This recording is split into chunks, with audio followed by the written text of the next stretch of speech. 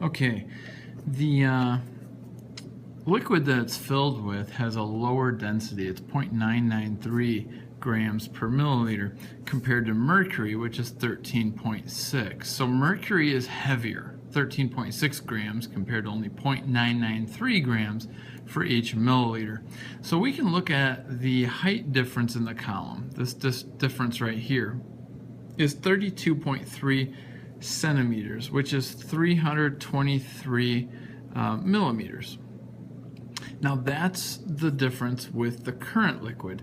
To change that to how high it would be with mercury, we multiply by the ratio 0.993 divided by 13.6. Okay, so we're going to multiply by the ratio and their difference, the ratio of their densities, and we get about 23.58 millimeters. This is the height difference if it were mercury. 323 millimeters is the height difference with the light liquid, the liquid that doesn't have as much mass of 0.993. 23.58 millimeters, significantly less, because mercury is about 13.6 times heavier than the other liquid. All right, well, this is the height difference if it were in mercury.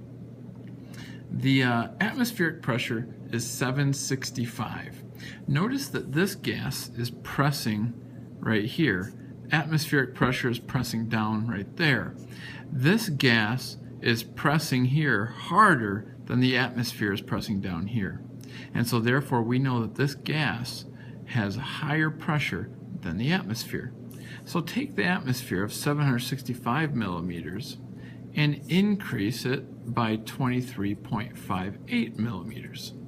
This is the reason why we converted the 323 millimeters of this mystery liquid to the millimeters of mercury, so that we could add to the millimeters of mercury, which represents the atmospheric pressure, and we get 788.58 millimeters of mercury. That's the pressure in this bulb of the gas right here.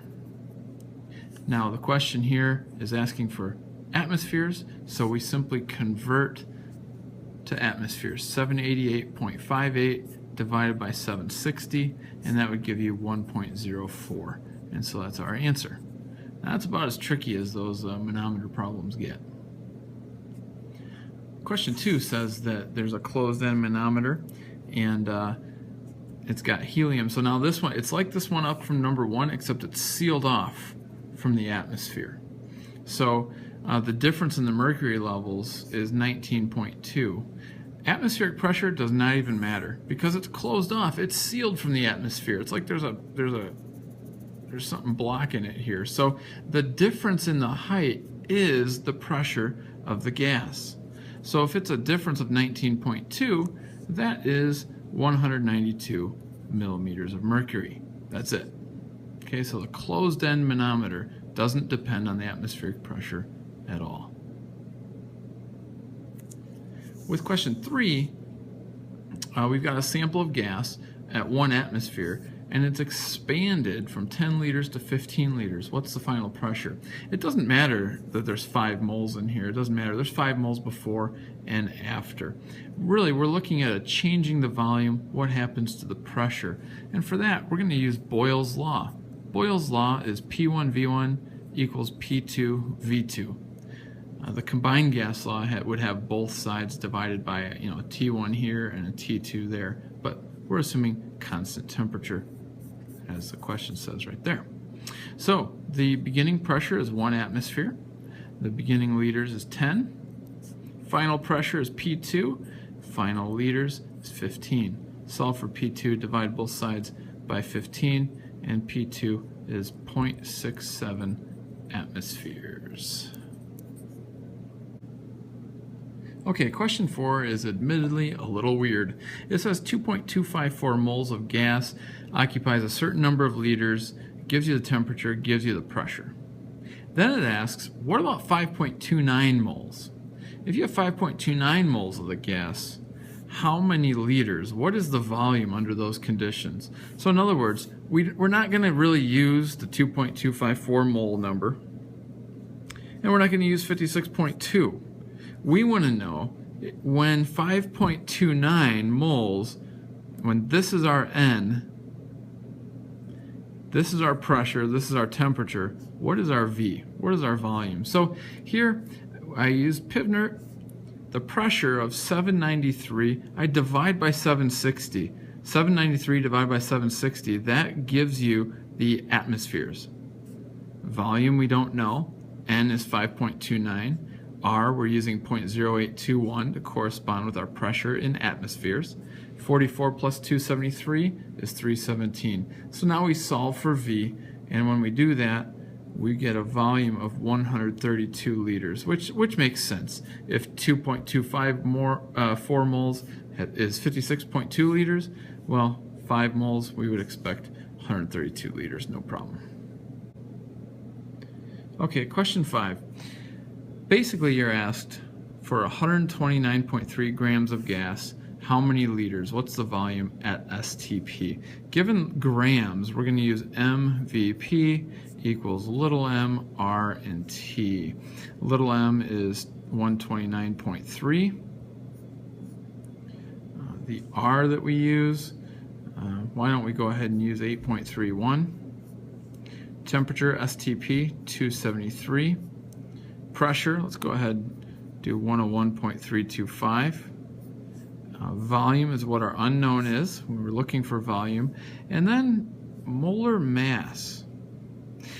We're not given the molar mass of the gas. So this is where we can stop for a second and look at 50.75 and 10 liters. Use these numbers to get the molar mass. I'll show you how. We're going to get MVP equals little m RT. So the molar mass we don't know yet, but we've got 10 liters.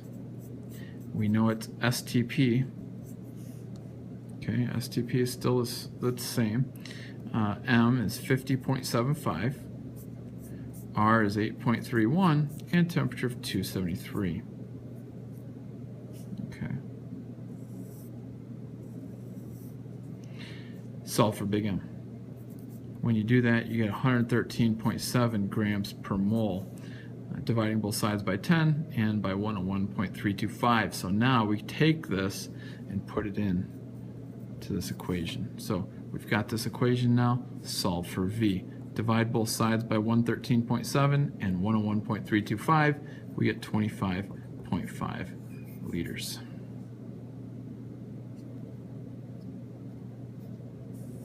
Question 6. We've got the combined gas law, P1V1 over T1 equals P2V2 over T2. And we're going to rearrange this a little bit because what we need to do, we need to solve this equation for P2 over P1. So I'm going to divide both sides by P1. That goes away. And then I'm going to multiply both sides by T2. That gets rid of T2. Divide both sides by V2.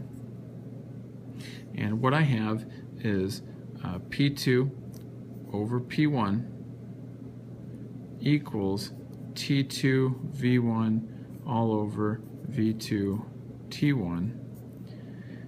And it says here that the sample of gas is in a 15-liter cylinder. So what we're assuming here is that the volume 1 and volume 2 are both going to be 15. And so we can cross those out. 15 divided by 15 is just 1. So all we need to do is plug in T2 over T1. T2 is 150. Got to change that to Kelvin. You get 423. T1 is 100. Change that to Kelvin by adding 273, and we get that. Divide that out, you get 1.13. And that's what we're asked to find. Find the ratio. The ratio equals 1.13. Okay, the density of ammonia gas, we know that density equals mass over volume. So if we do MVP equals little m RT, divide both sides by big V, which is volume, this right here is our density.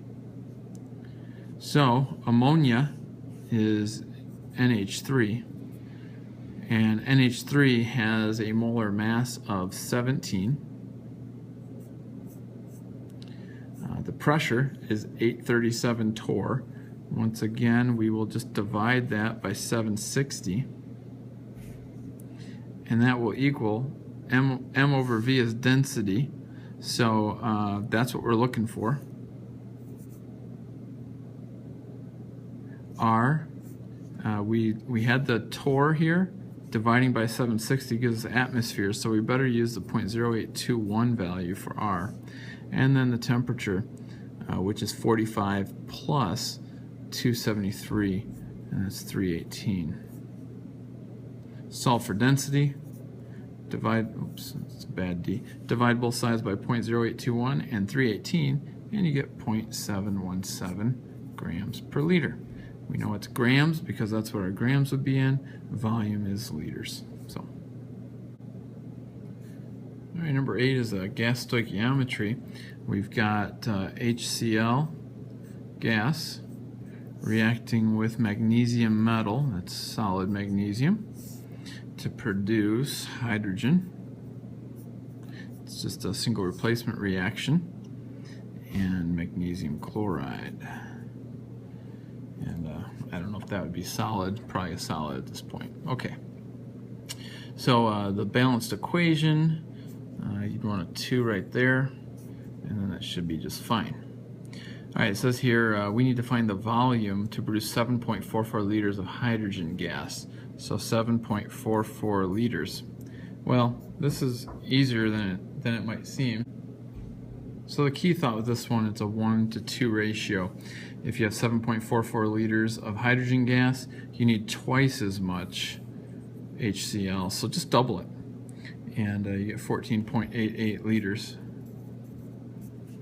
And this is milliliters, so I guess just multiply that by 1,000, 14,880.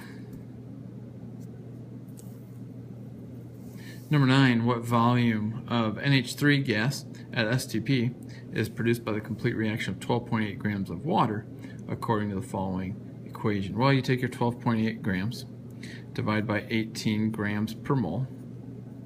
So 12.8 divided by 18 gives you 0.711 moles. Then you can figure out how many moles of NH3 gas because it's a 2:6 ratio. So if you just multiply that by 2/6, that gives you 0.237 moles. All right, well, to find the volume, you use Pivnert. Volume equals nRT over P, and just plug in. N is 0.237. R is, we could use 8.31, temperature of 273, and pressure of 101.325. Do that, 5.31 liters. That's it. Number 10, you're going to use big M VP equals little m RT, and we're trying to find the effective molar mass, which basically means just find big M. And you've got the density here of 1.285, so again, divide by V, our density is right here. So we've got capital M is what we don't know. STP, we can go ahead and pressure of 101.325. Density is 1.285. R is 8.31. And temperature of 273. So divide both sides by 101.325, and the molar mass is about 28.78, which makes sense that it should be pretty close to nitrogen, which air is mostly nitrogen, which is 14 times 2, a little bit of oxygen, which is 16 times 2, so a little bit higher than 28. Makes sense. Okay, with number 11, we need to remember that the partial pressure of argon is going to equal the mole fraction of argon times whatever the total pressure is.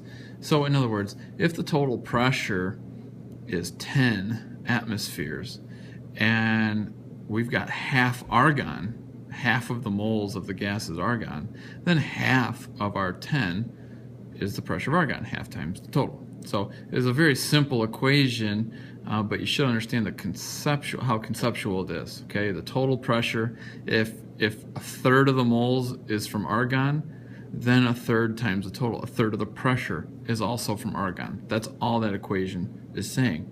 Well, we can find the partial pressure of argon here pretty easily by just using the information given. The partial pressure of argon is going to be 8.4. Okay, that's the total pressure, 8.4, and then subtract out the 1.5 and the 2.0.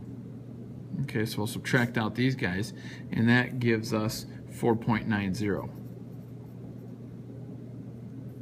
Now we just plug in 4.90 here, and the mole fraction of argon we don't know, but we know the total is 8.40. So divide both sides by 8.40, and the mole fraction of argon has to be 0.583.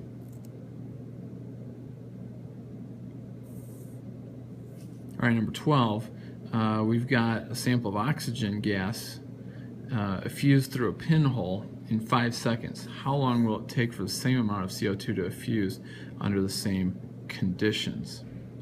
Well, this can be a little tricky, but we need to remember the Graham's law equation.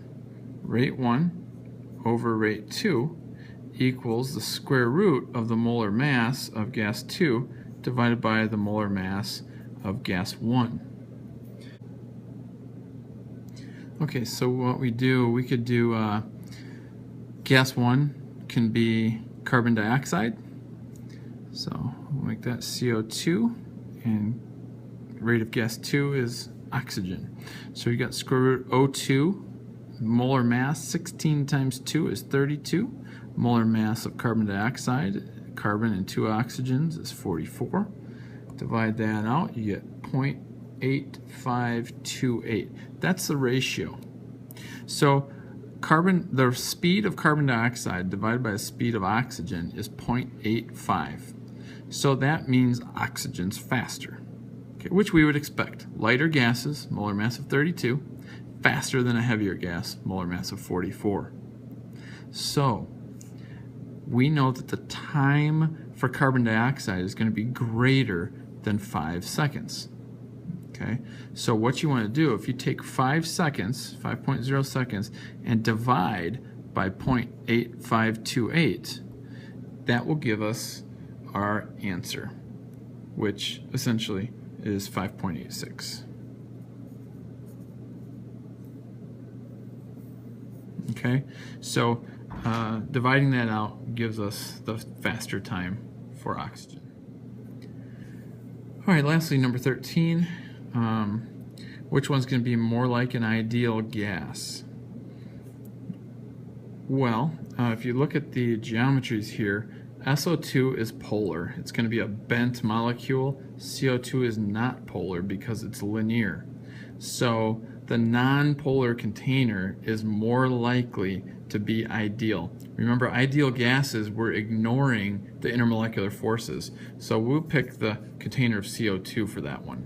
Okay, the polar gas will have stronger intermolecular forces, and as one molecule goes by another, they're going to attract each other a little bit more. So with B, you've got nitrogen gas at 120 kilopascals or nitrogen gas at 450 kilopascals. Higher pressure, okay, assuming we're talking about the same size container here, a higher pressure situation will mean that the molecules of nitrogen are probably more crowded. They're jam-packed in there. They're very close. They're closer together. Molecules being further apart are better. We can ignore the intermolecular attractions between those molecules that way.